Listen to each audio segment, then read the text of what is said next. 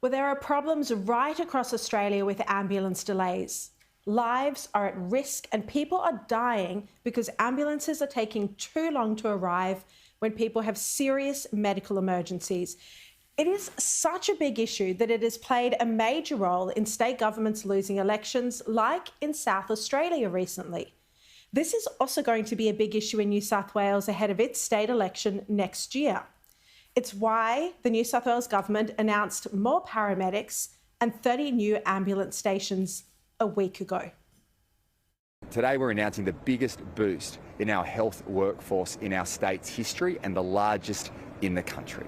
Over 10,000 new health staff over the next 4 years. That's more doctors, nurses, allied health professionals, paramedics. A $4.5 billion investment over the next 4 years will make a real difference. The coalition government has been in power since March 2011, over 11 years. So it has taken them 11 years to invest in ambulances and paramedics. And these stations will take years to build and the paramedics years to train. Now, at the same time as Premier Dominic Perrottet was making that announcement last Sunday, 62-year-old Shannon Welsh was lying in the middle of a busy road wondering if an ambulance was ever going to turn up. Shannon worked as an intensive care unit nurse for 35 years, 18 spent at Manly Hospital. You can see her right in the middle, third from the left of that photograph. Now, I spoke to Shannon today. She never thought she'd end up the victim of the very healthcare system that she worked in her entire career. But last Sunday, she had a motorbike accident. She was sitting behind her husband, flew off the bike, landed on her back and hit her head hard. She couldn't move, and from her training, she knew that she might have a spinal injury. I was in excruciating pain. An ambulance was called and did not arrive for 1 hour. I am a registered nurse with 35 years of intensive care nursing experience. I know that I would have been triaged as a high priority patient, and I was left there for 1 hour. I'm sorry, I'm a little bit emotional.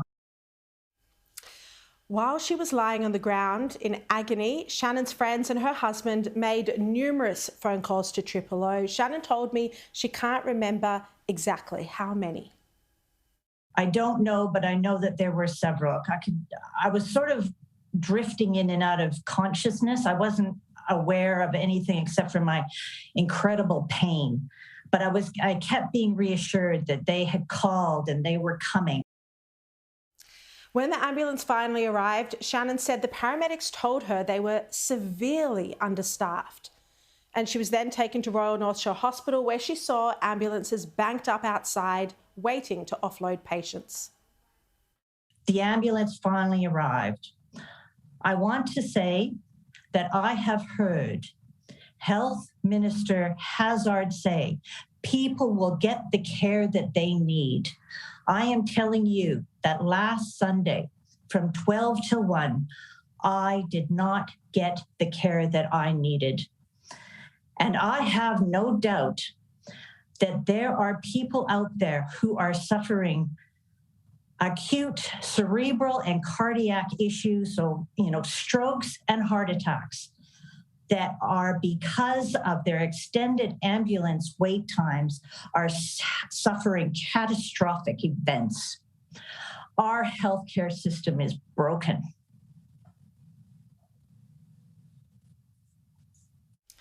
Now, Shannon has retired as an ICU nurse and she's now a Labor local councillor. Now, I know something about this issue because I had my own experience in February 2020, so over 2 years ago, when I nearly died waiting 2 hours for an ambulance. I had an ectopic pregnancy rupture. I lost 40% of my blood in an internal bleed, but we couldn't get an ambulance to turn up despite my mum and husband making 6 desperate calls to Triple O, and I couldn't move. The New South Wales Health Minister Brad Hazzard rang me to apologise afterwards. He said in that conversation that he acknowledged there was an issue with the ambulances and the wait times, but he wasn't going to do anything to fix it. He blamed the bureaucracy. It was like it was too difficult for him.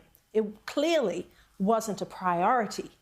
And remember, this is a government that has had surpluses for years. After that traumatic experience for me and my family, as a journalist, I looked into the ambulance wait times and found out that 1 in 10 people with an urgent medical issue, 1 in 10 with an urgent medical issue, were waiting more than an hour for an ambulance. And that was more than 2 years ago, in early 2020. That was before COVID had properly hit Australia. The situation, of course, is much worse now. People are dying and have died because there just aren't enough ambulances or paramedics. And it's only now that the Health Services Union is reportedly planning a $1 million advertising campaign in the lead up to the March state election next year that the New South Wales government has bothered to take action on this issue.